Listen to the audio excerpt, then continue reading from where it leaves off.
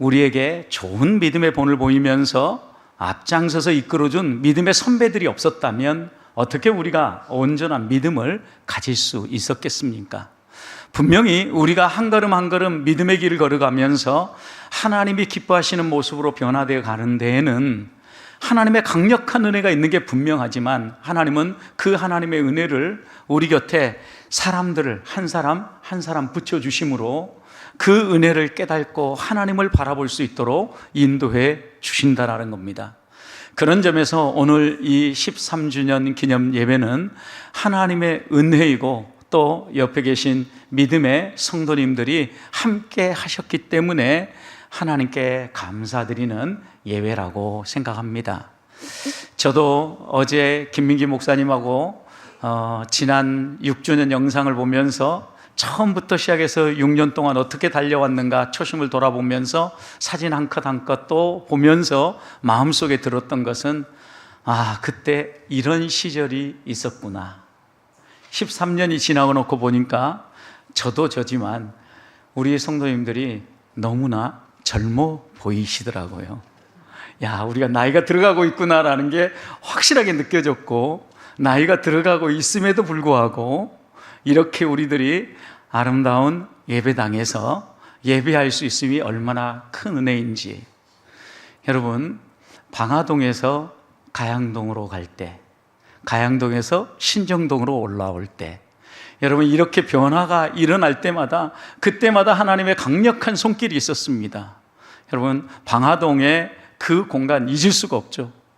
가장 우리의 추억이 많이 담기고 믿음의 나눔이 풍성했던 곳, 가양동에서 좀 더 나은 환경이지만 또 이곳에서의 우리의 지난 7년도 잊을 수 없는 시간입니다. 여러분, 이렇게 하나하나 돌아보면서 하나님 앞에서 생각을 해보면 하나님은 그때그때 어울리게 우리에게 은혜를 베푸시면서 우리를 인도하신다라는 겁니다.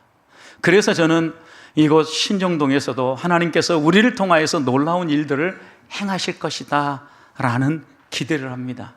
지금은 조금 빈자리가 보이고 여러 가지 우리가 더 달려야 될 영역이 많지만 우리의 마음을 누구보다도 잘 아시는 하나님이 이 빈자리가 채워졌으면 좋겠다라고 생각하는 것 누가 잘 아시겠습니까? 누가 좋아하시겠습니까? 저는 우리 아빠 하나님이라고 믿습니다. 그 하나님이 우리를 움직이시고 그 하나님이 우리를 이끌어가고 계시기 때문에 당당하게 또 두려워하지 아니하고 근심 걱정 내려놓고 주님 부르심을 향하여 함께 달려가는 우리 보배의 성도들이 되시기를 주님의 이름으로 축복합니다. 오늘 우리가 함께 읽은 말씀은 성전 안에 분향단을 만들라는 말씀입니다. 오늘 1절 말씀을 보십시오. 너는 분향할 제단을 만들지니 곧 조각목으로 만들어라. 여러분, 그런데 분향할 제단은 분향단, 향을 태워서 하나님 앞에 드리는 단입니다. 그런데 이 단이 무엇과 비슷하냐면 번제단하고 비슷합니다. 크기가 높이만 빼놓고는 다 똑같습니다. 똑같이 조각목으로 만들고 똑같이 금으로 다 감쌉니다.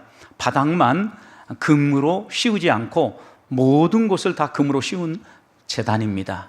그러다 보니까 이렇게 번제단 그리고 또 분향단을 보면 정말 성전 안에서 귀한 것이다 라고 이렇게 볼만한 곳입니다. 그래서 하나님은 이 분향단을 금으로 감싸게 하신 데에는 그만큼 소중한 의미가 있기 때문 아니겠습니까? 분향단의 목적이 향을 피우는 것이라고 하면 하나님은 무엇 때문에 하나님을 예배할 때 향을 피우라고, 그것도 소중한 금으로 온통 감싸서 분향단을 만들라고 이야기했을까요? 성경의 배경이 되고 있는 이 당시의 고대 근동은 일반적으로 제의를 행할 때, 어떤 제사를 드리거나 어떤 종교적 행위를 할 때 향을 피우는 일들이 잦았다고 합니다. 대부분 향을 피웠는데, 향을 피우는 것은 죽은 사람에 대한 존경, 그리고 또 더 나아가서 그 사람들과 소통하는 방식이었다라는 거죠. 그래서 자신들의 신을 믿고 예배할 때 향을 피우는데도 신을 향한 존경과 신과의 소통이 이 향을 통해서 진행되어진다, 이렇게 생각하고 향을 피웠던 겁니다. 우리나라도 생각해 보십시오. 종교적 제의 가운데 향을 피우는 경우가 많죠.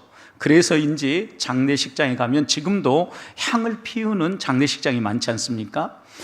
과거에는 가정에서 장례식이 치러지기도 했기 때문에 여러 가지 냄새들을 좀 사라지게 만들고, 또 죽은 사람에 대한 존경과 소통의 의미로 이런 향을 피웠다라는 겁니다.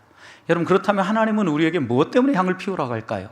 하나님이 우리에게 하나님을 향하여 존경하는 마음을 갖도록 향을 피우고, 또 하나님과 우리가 교감하고 소통하도록 향을 피우라고 하는 걸까요? 오늘 우리가 읽은 말씀은 아니지만 레위기에 보면 향을 피우라고 하는 이유를 이렇게 설명합니다. 레위기 16장 12절 13절입니다. 향도를 가져다가 여호와 앞 제단 앞에 피운 불을 그것에 채우고, 또 곱게 간 향기로운 향을 두 손에 채워가지고 휘장 안으로 들어와라. 이제 성소 안으로 딱 들어온 겁니다. 그리고 여호와 앞에서 분향할 때 어디에 분향하겠습니까? 분향단에다가, 향단에다가 분향하는 겁니다. 그 다음 향연을 피우라는 거예요. 향연이라고 하면 여러분 뭘 얘기하는 거예요? 향만이 아니라 향이 무엇과 함께? 연기와 함께 피어오르라는 거예요. 근데 이 연기가 뭘 가리게 하는가 보세요. 증거궤 위에 속죄소를 가리게 해라. 그러니까 향단 바로 뒤편 중앙으로 그곳에 속죄소는 뭐예요? 언약궤 위에 뚜껑이 속죄소라 그랬죠. 이 속죄소를 향연이 쫙 가릴 수 있도록 하라는 거예요. 여러분, 그렇게 해야, 그리하면 그가 누구예요? 제사를 드리고 하는 제사장이 죽지 아니하리라. 여러분, 우리도 하나님 앞에 예배하러 나아가는데 하나님께서 우리에게 향을 피워서 예배하라고 하는 이유를 분명히 얘기한 거죠. 하나님께 존경심을 드리고 하나님과 소통하고자 향을 피우라는 게 아니라 너희가 어떻게 하기 위해서? 죽지 않기 위해서, 너희가 살기 위해서 향을 피우라는 거예요. 여러분, 이 향은 하나님을 위해서 향을 피우는 게 아니라 우리를 위해서 향을 피우라고 하는 게 분명한 거죠. 하나님 앞에 나아갈 때 향을 피우면서 죽지 않으려고 하면 뭘 생각하겠습니까? 내가 하나님 앞에 서 있는가? 그리고 내가 하나님 앞에 거룩하고 깨끗한 모습으로 나아가고 있는가? 자신을 돌아보고 자신을 살펴서 향을 피우면서 내가 하나님 앞에서 어떤 자세로 섰는가를 보고 예배자로서 자기를 점검하라는 의미에서 하나님은 바로 이런 향연을 피우게 하셨다라는 걸 알 수 있는 거죠. 결국 우리의 예배와 기도가 받아지는 것은 예배가 어떤 예배 형식을 취하고 있느냐, 기도가 어떤 모양을 가지고 있느냐보다 더 중요한 것은 예배자가 어떠한 마음으로 예배하느냐, 기도자가 어떠한 마음으로 하나님 앞에 나와서 기도하느냐가 훨씬 더 중요하다는 것을 우리 주님은 가르치고 있는 겁니다. 사랑하는 성도 여러분, 그럼 우리는 예배자로, 기도자로 하나님 앞에 설 때 어떻게 기도해야 됩니까? 어떻게 예배해야 합니까? 하나님 앞에 향을 피운다라는 것은 어떤 의미가 있습니까? 먼저 오늘 7절 말씀을 보면 아론에게 하나님이 이렇게 명령합니다. 아론이 아침마다 그 위에 향기로운 향을 사르되 등불을 손질할 때 사르라. 여러분, 아침에 이 아론이 성전 안으로 들어가면 아침이 되었으니까 해가 떠오를 거 아닙니까? 그러면 등불은 끄라는 거예요. 그리고 등불을 끄면서 동시에 해야 될 것은 향연을 피우라는 거예요. 그리고 8절 말씀 보십시오. 저녁 때 또 들어갑니다. 등불을 켤 때 등불은 이제 껐으니까 또 환한 낮에서 저녁으로 넘어가면서 등불을 켜야 되겠죠. 그때 동시에 해야 될 것, 또 향을 사르라는 거예요. 여러분, 어떻게 보면 아침 저녁으로 하루를 시작한 아침, 하루를 마무리하는 아침. 왜냐하면 해가 뜨면서 하루가 시작되고 해가 지면서 하루를 마무리하는 거잖아요. 시작하면서 기도하고 마무리하면서 기도하라는 거죠. 여러분, 향을 태우는 것이 성도들의 기도에 비유되어지는 것은 성경의 가장 일반적인 표현입니다. 계시록 5장 8절 말씀을 보면 24장로들이 두루마리를 들고 다 둘러섰습니다. 그리고 24장로들이 어린 양 앞에서 검은고를 가지고 하나님 앞에 찬양을 합니다. 그리고 또한 그들의 손에 하나가 더 있는데 향이 가득한 금 대접을 가지고 나아가요. 그런데 그 금 대접에 담긴 향을 성도들의 기도다라고 이렇게 성경은 분명히 얘기했어요. 그러니까 우리 성도들이 기도하면 그것이 향이 되어져서 향로에 담겨져서 하나님 앞에 드려진다라는 것을 요한계시록의 말씀은 보여주는 거죠. 이미 우리 앞서 믿음의 길을 걸어가고 하나님 앞에 나아가 있는 믿음의 선배들, 믿음의 백성들을 대표하는 24장로가 우리들의 이런 기도를 하나님 앞에 들고 나아간다라는 거예요. 여러분, 그런데 이것이 요한계시록에서의 말씀만이 아니라 시편 141편 2절 말씀을 보면 시인 다윗은 이렇게 기도했어요. 나의 기도가 주의 앞에 분향함같이 되게 해 주시옵소서. 하나님, 나의 기도가 주님 앞에 분향하여 올라가는 향연처럼 드려지게 해 주시옵소서 라고 기도했다라는 거죠. 여러분, 그러니까 성경에서 이 분향단에서 향을 피우는 것을 기도에 비유하고 있음을, 은유하고 있음을 우리는 알 수 있는 겁니다. 그렇다고 하면 하나님 앞에 향기로운 향이 타 올라가는 것처럼 하나님이 받으실 만한 향기로운 기도로 우리가 하나님 앞에 나아가야 됨을 성경은 분명하게 보여주고 있는 겁니다. 그런데 언제 기도하라고 했습니까? 아침과 저녁으로. 여러분, 그런데 재미있게도 성경에서 아침과 저녁은 하루를 의미한다는 걸 잊지 말아야 합니다. 하나님이 천지를 창조하시고 하루를 설명할 때 이렇게 설명하여 했어요. 저녁이 되며 아침이 되니 첫째 날이더라. 둘째 날도 역시 똑같이 얘기했습니다. 저녁이 되며 아침이 되니. 아침과 저녁, 이 표현은 하루를 시작하는 아침이고 하루를 마무리하는 아침이기 때문에 하루 전체를 이야기하는 거죠. 그러면 시간적으로 하루 종일 하나님 앞에 향을 태워라 라고 말씀하는 건데, 이 얘기는 기도에 놓고 본다고 하면 하나님 앞에 기도할 때 어떻게 기도하라는 거예요? 하루 종일 기도하라, 이런 의미로 받아들일 수 있죠. 여러분, 저는 지난 말씀 사경의 시간을 통하여서 다시 한번 저를 돌아보는 시간을 가졌어요. 아주 어떻게 보면 자연스럽고 평범하고, 그 다음에 또 우리가 알아들을 만한 쉬운 말씀 하나하나 잘 설명해 주셨는데, 저는 그 말씀을 들으면서 내가 처음 주님을 붙잡고 믿음으로 헌신하며 달려갔던 그 여러 가지 것 가운데 하나하나 놓치고 있는 게 있다라는 것을 생각했어요. 그 가운데 하나가 기도입니다. 기도. 아침에 일어나서 눈 뜨면 제일 먼저 무릎 꿇고 기도부터 하고, 잠자리에 들 때 마무리하면서 기도했던 그 기도가 이제는 나 새벽에 가가지고 말씀 전하고 기도하고, 새벽 시간에 이미 기도하니까 그것으로 대체하고, 저녁에 끝나면서 또 다른 거로 대체하고, 이러면서 적당히 양보하고 타협을 하는 것 같아요. 여러분, 우리의 신앙은요, 믿음의 길을 걸어간다고 하고 이것이 좋은 줄 알고 이것이 우리의 생명과 연관되어 있다라고 생각하면서도 조금만 긴장을 늦추면요, 조금 타협하고요, 조금 바꿔놔요. 그래서 말씀을 들으면서 다시 한번 다짐했던 건, 하나님, 첫사랑, 첫 다짐, 주님의 가르침, 말씀의 감격, 주님이 교훈하는 바 잊지 않게 해주십시오. 분명히 아침 저녁으로 향을 사르라고 하는 것은 하나님이 하루 종일 하나님 앞에 기도하라고 할 때 일어나서 기도하고 마무리하면서 기도하라는 거죠. 여러분, 그런데 이것은 또 하나는요, 바울도 우리에게 분명하게 가르친 바인데, 하루 종일 기도하라는 의미는 쉬지 말고 기도만 하라는 의미가 아니죠. 아침 저녁 기도하라는 것은 하나님의 임재를 인정하고 하나님 앞에서 살아가면서 기도하라는 의미예요. 여러분, 그런 점에서 시간적으로 아침 저녁 하루 종일 하나님을 바라보며 하나님 앞에서 살아가라는 당부의 말씀인 거죠. 또 한 가지는 오늘 말씀 8절 후반절을 다시 보십시오. 8절 후반절 보면, 이 향은 너희가 대대로 어디에서? 여호와 앞에서. 그랬어요. 여호와 앞에서. 여러분, 이 여호와 앞에서라는 것은 공간을 또 의미하는 거죠. 공간이라는 얘기는 시간적으로도 아침 저녁이지만 공간으로도 하나님 앞에서 살아가라는 거죠. 여러분, 하나님 앞에서 기도하라는 의미는 우리가 하나님 앞에 나와서 교회에서만 기도하라는 의미가 아니에요. 여러분, 교회에 나와서 성도들과 함께 서로 중보하고 서로 힘을 내어서 기도하면 기도의 힘이 더 느껴지고 기도의 능력이 우리 안에 더 풍성하게 다가오는 것을 느낄 수 있어요. 그렇지만 하나님은 교회에서만이 아니라 가정에서도 기도하라는 거예요. 일터에서도 기도하라는 거예요. 내가 머무는 그 자리에서 기도하라는 거예요. 여호와 앞에 살아가니까. 여러분, 우리의 삶이 예배당에 나왔을 때만 하나님 앞에 서는 게 아니잖아요. 내가 무엇을 하든지 내 일상 가운데 나와 동행하며 나와 함께 하시는 하나님 앞에서 살아가는 걸 믿는다면 여호와 앞에서 분향하라, 여호와 앞에서 기도해라, 여호와 앞에서 우리의 삶을 드려라.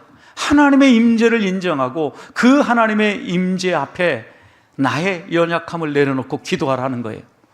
여러분, 그래서 우리의 기도 가운데 날마다 쉬지 않고 기도를 하는 좋은 본을 보여줬던 믿음의 선배가 있죠. 노렌스 형제죠. 하나님의 임재를 구하는 기도예요. 이 노렌스 형제는 길을 걸어가면서도 이렇게 기도했어요. 하나님, 불쌍히 여겨 주시옵소서. 길게 기도하지 않았어요. 여러분, 하나님 앞에 내가 연약한 존재란 걸 인정하고 하나님 긍휼히 여겨 주시옵소서, 한마디의 외침, one sentence, 한마디의 외침, 화살 기도, 이 기도를 통하여서 하나님의 임재를 경험하면서 노렌스 형제는 하나님 앞에서 내가 살아간다는 사실을 잊지 않았던 거예요. 저는 아침 저녁으로 향을 피우라는 이 말씀은, 그리고 여호와 앞에서 향을 피우라는 이 말씀은 우리가 기도하되 하나님의 임재를 의식하고 하나님 앞에서 이렇게 살아가라는 당부의 말씀입니다. 13주년을 지나면서 사랑하는 성도 여러분, 우리가 다시 한 번 더 되찾아야 될 것이 무엇인가를 기억합시다. 아침에 일어나시면 뭘 하십니까? 기도합시다. 하루의 시작을 하나님을 바라보며 하나님을 힘입어서 여십시다. 그리고 하루를 마무리할 때 하나님이 나를 여기까지 인도하셨습니다, 감사하면서 기도합시다. 그리고 하루를 살아가는 동안 어디에 서 있든지 간에 하나님 앞에 한 문장으로만이라도 기도합시다. 하나님, 긍휼히 여겨주십시오. 하나님, 지혜를 주십시오. 하나님 앞에 서 있음을 잊지 않게 해주십시오. 이렇게 기도하면서 우리의 삶이 하나님이 받으실 만한 하나님 백성의 삶이 되기를 주님의 이름으로 축복합니다. 두 번째입니다. 9절 말씀을 보십시오. 너희는 그 위에 다른 향을 사르지 말며 번제나 소제를 드리지 말며 전제에 술을 붓지 말아라. 여러분, 여기에서 두 번째는요, 다른 향을 사르지 말라는 거예요. 여기에 다르다라는 것은 길이 있는데 바른 길 하나가 있고 옆에 곁길이 있다고 가정해 봅시다. 그러면 바른 길로 걷지 않고 곁길로 걸어간 것이 다르다라는 의미예요. 여러분, 하나님 앞에 향을 드리는데 하나님은 어떤 향을 드릴 것인가를 분명히 콕 집어서 말씀했어요. 34절 보세요. 하나님은 이 34절 말씀을 보면 어떤 향 재료를 가지고 해야 될지 분명히 하죠. 소합향, 나감향, 풍자향, 그리고 이런 향품들을 가져서 섞어서 같은 분량으로 섞어서 만들어라 라고 얘기하죠. 여러분, 그리고 난 다음에 이 향을 만들어서 어떻게 하라고 얘기합니까? 소금을 쳐서 성결하게 만들어라, 이렇게 얘기해요. 만드는 방법을 분명히 가르쳐 준 거예요. 34절과 35절. 어떤 재료로 만들 거냐, 그리고 만든 다음에 어떻게 할 거냐.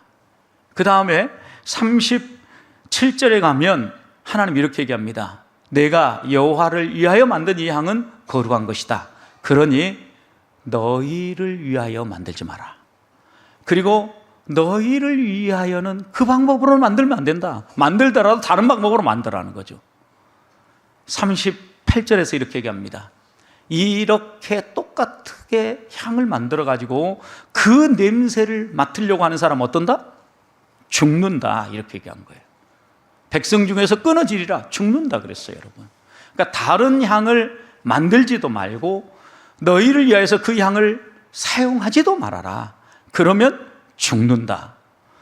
자, 이 말씀은 우리의 기도 생활에 아주 강력한 메시지를 주는 말씀이에요. 비슷하지만 하나님은 흉내내는 거 싫어하는 거죠. 복음을 붙잡는다라고 얘기하면서 유사복음을 믿는 것 싫어하십니다.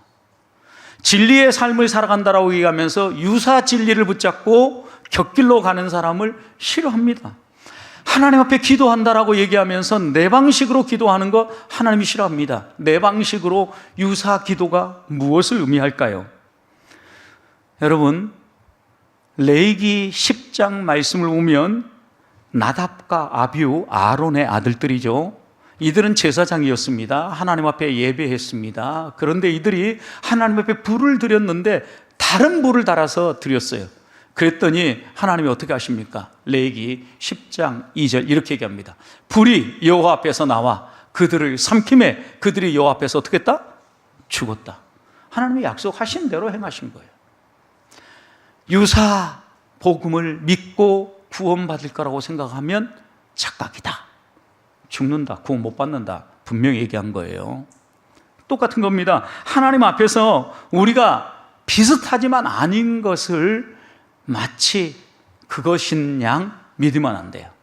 향이 똑같이 피워집니다. 냄새도 거의 비슷합니다. 똑같은 모양으로 향연이 올라갑니다. 그러나 다른 향을 피우면 죽는다라는 거예요. 하나님이 원하는 방식으로 우리가 기도해야 되고, 하나님이 원하시는 방식으로 예배해야 되고, 하나님이 원하시는 삶을 살아야 하나님 백성답게 살 수 있다라는 거예요. 여러분, 하나님이 뭘 우리에게 중요하게 가르치고 있는 겁니까? 기도할 때 모양 내며 기도하는 거 하나님 원치 않으셔요. 하나님은 우리가 하나님 앞에 단독자로 서기를 원해요. 우리는 하나님 앞에 기도가 하나님께 드려지는 것이라는 걸 알면서도 주변 사람을 의식합니다. 하나님께 기도를 올려드는 게 아니라 주변 사람이 얼마나 아름답게 이 기도에 대해서 칭찬할까, 다른 사람이 얼마나 잘 들을까 생각하면서 기도합니다. 여러분, 대표 기도자도 우리 성도들의 마음을 담아서 대표해서 성도들을 들으라고 교육하기 위해서 기도하는 게 아니라 하나님께 올려드리는 기도예요. 여러분, 이 방향이 틀어지면 다른 향을 피우는 것과 마찬가지란 얘기예요. 여러분, 그런데 우리는 얼마나 자주 우리 주변 사람들이 듣도록 기도하는지 몰라요.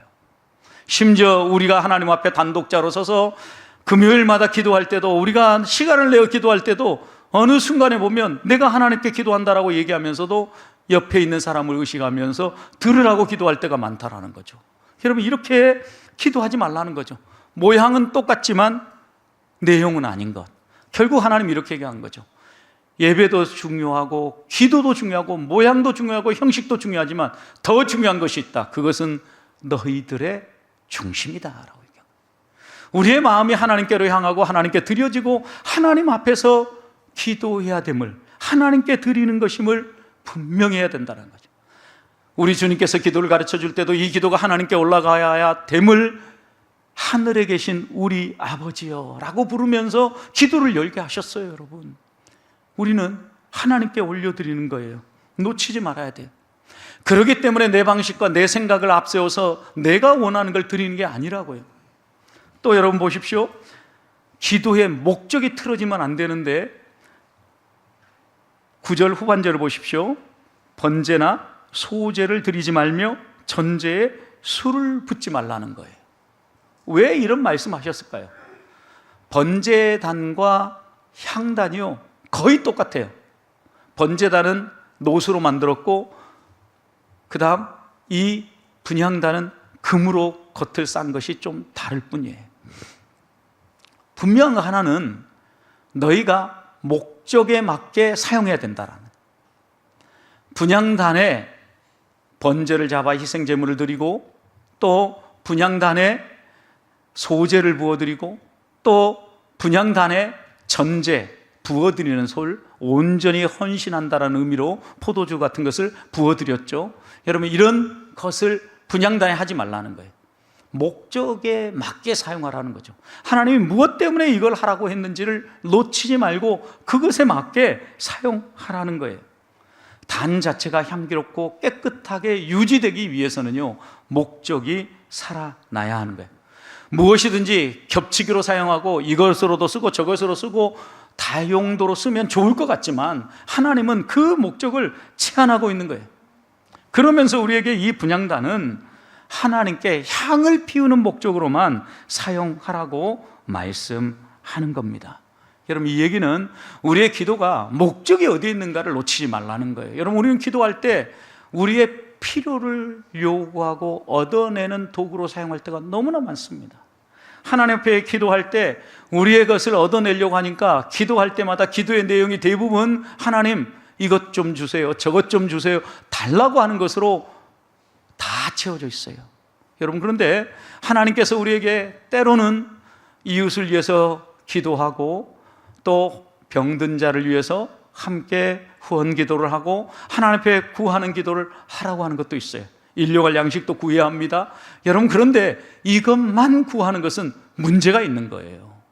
하나님 우리에게 기도하라고 할 때 기도는 분명하게 알아야 됩니다. 분향단이 속죄소 언약궤 앞에 있는 거죠. 언약궤와 기도의 분향단이 함께 있다는 얘기는 우리의 기도가 이 언약궤와 맞닿아야 됨을 분명히 얘기해 주는 것인데, 여러분, 이것은 이거예요. 우리의 신앙의 선배들은 기도는 뭐냐라고 물으면 한결같이 이렇게 가르쳤어요. 기도는 하나님이 우리에게 허락하신 말씀, 하나님 우리에게 주신 말씀에 대한 우리의 반응이다, 응답이다라는 거예요. 여러분, 그러니까 기도는 내가 살아가면서 내게 필요한 것을 간구하도록 하나님이 주시기도 했지만, 그보다 더 중요한 것은 하나님의 말씀 앞에 서서 하나님의 말씀이 우리에게 뭐라고 이야기하는지를 듣고 그 말씀에 대한 반응이 하나님을 향한 우리의 기도라는 거예요. 여러분, 그럴 때 우리의 기도가 바르게 쓰여질 수 있는 거예요. 말씀을 붙잡는 강청 기도가 응답되는 기도예요. 그냥 때 쓰는 기도를 하면 안 된다는 거죠.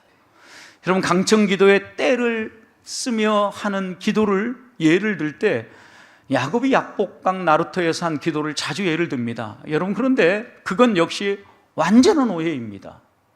약복강 나루터에서 야곱이 환도뼈가 부러지도록 하나님과 씨름하면서 기도했던 이유가 무엇입니까, 여러분? 하나님의 약속의 말씀이 이루어지기를 간구한 거예요, 여러분. 하나님, 나 죽겠습니다, 나 살려주세요, 이렇게 기도한 게 아니라고요. 창세기 32장 9절입니다. 야곱이 또 이르되 내 조 아브라함의 하나님, 내 아버지 이삭의 하나님 여호와여, 주께서 전에 내게 명하시기를, 주께서 전에 내게 말씀했다라는 게 말씀을 붙잡은 거예요. 그러면서 이렇게 기도합니다. 내 고향 내 족속에게로 돌아가리라, 내가 내게 은혜를 베풀리라 하셨습니다. 하나님, 그 말씀대로 내가 지금 고향으로 갑니다. 돌아가게 해주십시오, 은혜를 베풀어 주십시오 라고 강정 기도한 거예요. 무엇을 붙잡고? 하나님이 주신 약속의 말씀을 붙잡고. 11절 말씀도 이렇게 얘기합니다.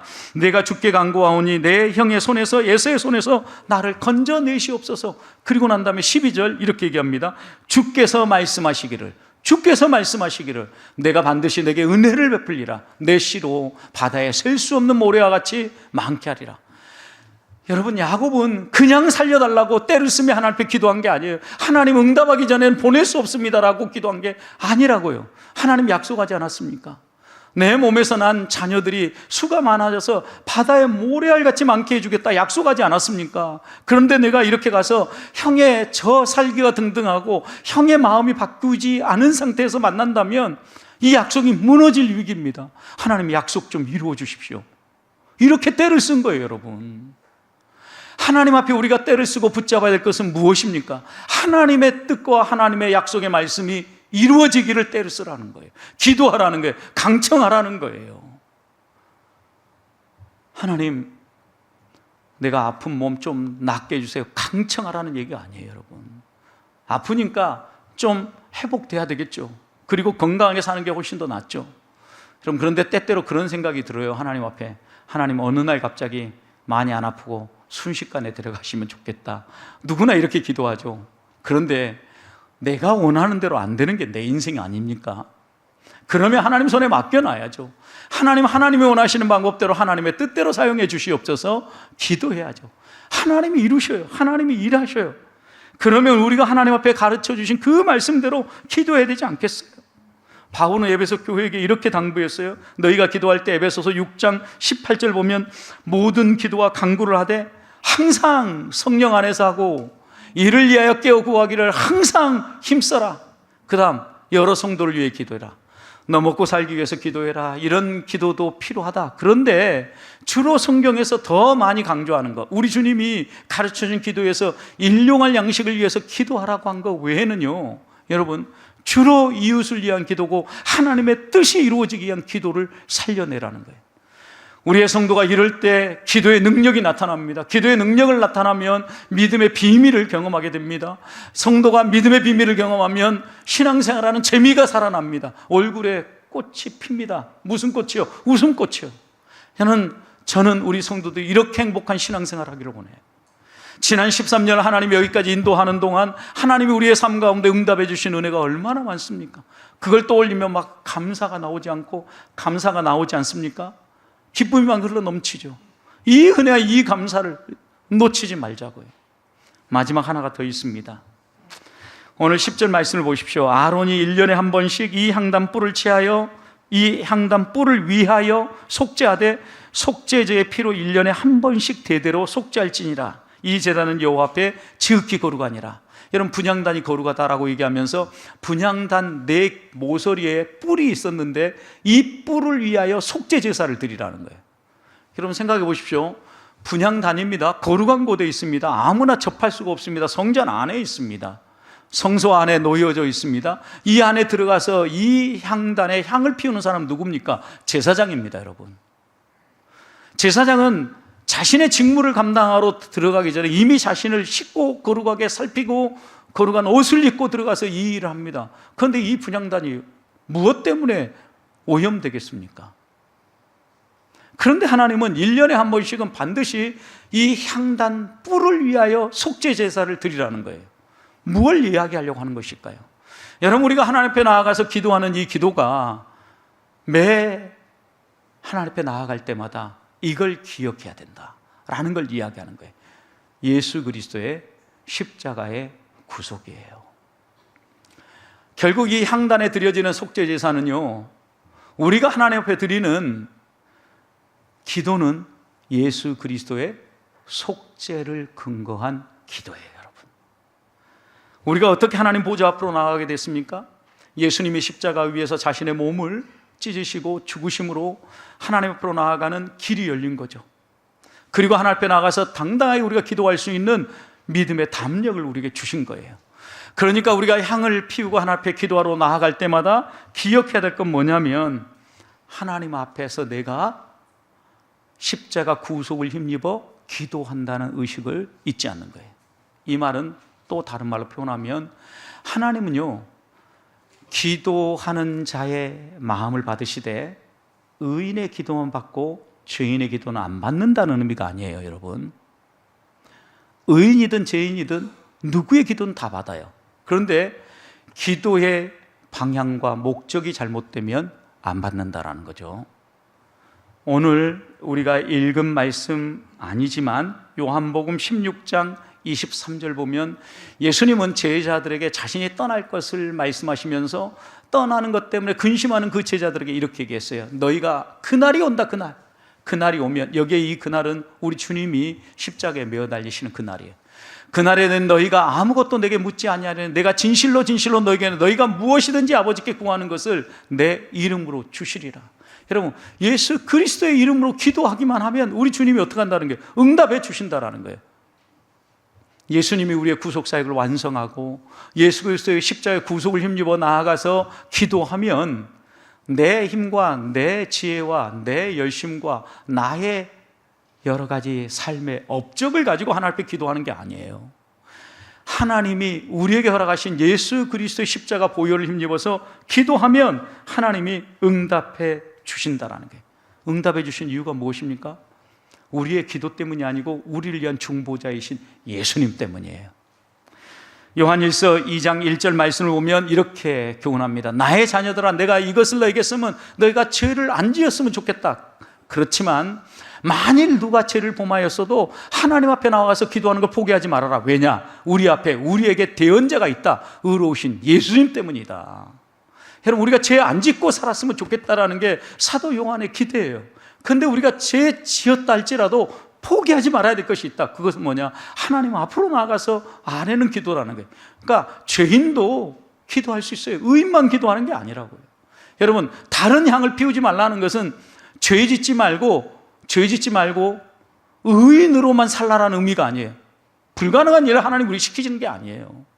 기도의 방향과 기도의 목적, 우리가 하나님 앞에 기도를 잘못 사용한 것을 경계하는 것이고, 우리가 설령 죄를 많이 짓고 오염된 삶이 있다 할지라도 우리의 대언자이신 예수님을 의지하여서 속죄 제사를 기억하면서 하나님 앞에 나아가서 기도하라는 거예요. 우리는 기도해도 열매가 맺지 않으면 내 정성이 부족한가, 이렇게 생각을 합니다. 여러분, 그게 아닙니다. 우리의 기도가 정성이 부족해서 기도가 되지 않는다면 정성을 들여서 기도하면 다 응답돼야 되는 거 아닙니까? 그게 아니라는 거죠. 왜 기도가 응답 안 되겠습니까? 무언가 기도의 방향과 우리가 기도를 잘못 사용하고 있지는 않은가를 점검해야 되고, 또 하나님은 하나님의 때가 되면 하나님의 방법으로 우리의 기도에 반드시 응답하신 걸 믿는다고 하면 우리는 놓치지 않고 하나님 앞에서 매번 기도해야 합니다. 말씀을 마무리합니다. 사랑하는 성도 여러분, 우리는 아침에 일어나서 제일 먼저 무엇부터 하십니까? 내가 하나님의 자녀라는 걸 기억하면서 기도로 하루를 시작하고 하루의 기도를 마무리하십니까? 하루를 살아가는 동안도 내가 하나님 앞에 서 있다는 걸 기억하면서 그 하나님의 임재를 의식하며 주님 불쌍히 여겨 주시옵소서 간구하고 있습니까?